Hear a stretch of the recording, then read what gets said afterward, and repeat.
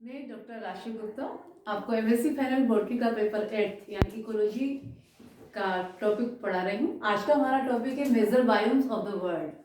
Biomes आप जानते हैं ना किसे कहते हैं। बायोम्स की जब बात करते हैं तो बहुत बड़े एरिया में, एक लार्ज एरिया में एक स्पेसिफिक क्लाइमेट में जो वेजिटेशन और वाइल्ड लाइफ होती है उसको हम बोलते हैं बायोम्स, है ना। तो a biome is a large community of vegetation and wildlife in a specific climate, है ना। ये यानी कि हम एक प्लांट को या एक स्मॉल कम्युनिटी को प्लांट की उसको बायोम बोलते हैं। जब हम एक बहुत बड़े लेवल पर एक बहुत बड़े एरिया में एक स्पेसिफिक क्लाइमेट में वेजिटेशन और वाइल्ड लाइफ की बात करते हैं तो उसे हम बोलेंगे बायोम। बायोम अगर वर्ल्ड लेवल पे बात करें तो 5 टाइप्स के biomes हैं। There are 5 major types of biomes in the world: aquatic biomes, grassland, forest, desert and tundra। इनको भी हम फर्दर डिवाइड कर सकते हैं। They can be further divided into more specific categories: fresh water, tropical, temperate, etc. A biome is a large area characterized by its vegetation, soil, climate and wildlife। तो उसको हम क्या बोलेंगे? बायोम। तो biome के 5 टाइप्स। एक्वेटिक, तो सबसे पहले हम लेंगे एक्वेटिक बायोम्स। एक्वेटिक बायोम्स दो तरह के हो सकते हैं, या तो फ्रेश वाटर बायोम्स या फिर marine biomes. Fresh water biomes में क्या क्या आएंगे? पॉन्ड्स में रहने वाले organisms, plants as well as animals. Ponds के बाद रिवर्स, लेक्स। मेराइन बायोम्स की बात करें तो उसमें क्या क्या आएगा? Oceans, coral reefs and estuaries.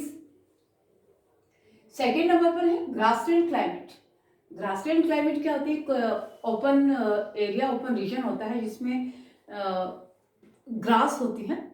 Tree बहुत कम होते हैं, स्कैटर्ड होते हैं, बहुत कम संख्या में होते हैं, ये नहीं होते। तो ऐसे ओपन एरिया को जो कि डोमिनेटेड बाय ग्रासेस, उसको हम क्या बोलेंगे? ग्रासलैंड।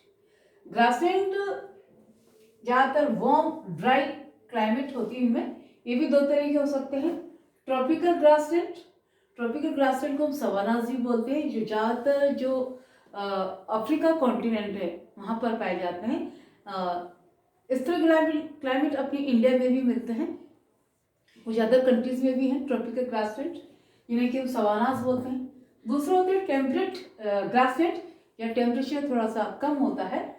टेम्परेट ग्रासलैंड्स को हम बोलते हैं प्रेरीज। दो एग्जाम्पल है, प्रेरीज और स्टेपीज। प्रेरीज ग्रासलैंड में जो ग्रासेस होती हैं वो थोड़ी सी टॉल होती हैं, और स्टेपीज ग्रासलैंड में जो ग्रासेस होती हैं थोड़ी सी शॉर्ट होती हैं। दोनों तरह की जो ग्रासलैंड्स हैं, प्रेरीज एंड स्टेपीज, ये भी कई कॉन्टिनेंट में, कई कंट्रीज में मिलते हैं। थर्ड नंबर पे आते हैं फॉरेस्ट बायोम्स। फॉरेस्ट बायोम्स नाम से ही पता पड़ रहा है, डोमिनेटेड बाय ट्रीज, या ट्रीज ज्यादा मिलते हैं। ये 3 तरह के हो सकते हैं: tropical forest, temperate forest biomes and boreal forest biomes. Tropical forest biomes जहाँ टेम्परेचर ज्यादा रहता है। टेम्परेट फॉरेस्ट बायोम्स जहाँ टेम्परेचर ट्रॉपिकल से थोड़ा कम। और बोरियल बिल्कुल ही इक्वेटर से ऊपर, थोड़ा ऊपर की तरफ जो हम जाते हैं। बोरियल जहाँ टेम्परेचर टेम्परेट फॉरेस्ट से भी कम होता है, बहुत कम टेम्परेचर होता है। इन बोरियल फॉरेस्ट बायोम्स को हम ताइगा भी बोलते हैं, TAIGA, ताइगा। फोर्थ नंबर पे आता है डेजर्ट बायोम्स। डेजर्ट बायोम्स नाम से ही पता पड़ा कि ड्राई एरियाज, जिसे हम कह सकते हैं ड्राई एरियाज, जहाँ रेनफॉल जो होती है पर ईयर 50 सेंटीमीटर से भी कम होती है।